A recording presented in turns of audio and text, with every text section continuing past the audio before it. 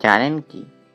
একটা বিস্কুট বানানো হয়েছিল একটি রানীর নামে, যা এখন সব চায়ের সঙ্গেই মানুষ খায়।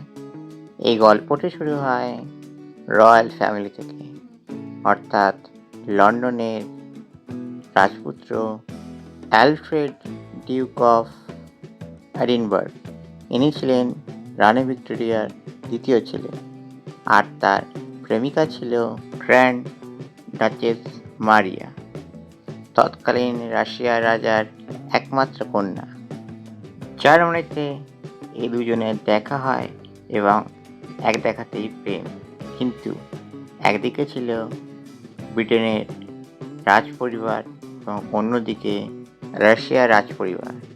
শোনা যায় রানী ভিক্টোরিয়া রাশিয়াকে বিশ্বাস করতেন না, এমনকি তাদের মতভেদের মধ্যেও অনেক পার্থক্য ছিল।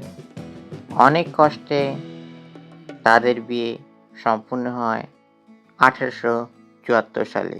এই বিয়ে ছিল সেই দশকের অন্যতম সেরা বিয়ে। এই বিয়ে বাড়িতে সবাই পার্টিসিপেট করতে চেয়েছিল। তার মধ্যে অন্যতম ছিল একটা বেকারি। পিক ফ্রেঞ্চ ছিল সেই বেকারির নাম। এই বেকারি কোম্পানিটি নতুন বিস্কুট বার করেন, যেটা ছিল গোল, কম মিষ্টি এবং মুচমুচে।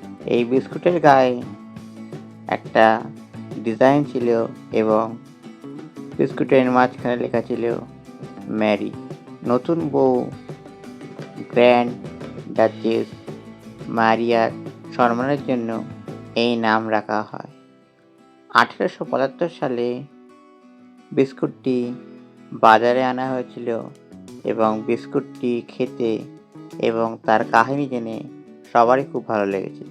ভারতে এই বিস্কুট খেত ইংল্যান্ডবাসীরা এবং এটি ছিল ইংল্যান্ডবাসীদের আভিজাত্য।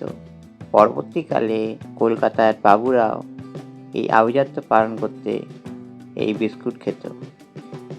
1910 থেকে 1990 সালের মধ্যে বড়লোকদের বাড়িতে ম্যারি বিস্কুটের দারুণ চাহিদা ছিল। পরবর্তীকালে মেরি বিস্কুটও সাধারণ মানুষের হাতে চলে আসে আর আভিজাত্যের মধ্যে থাকলো না।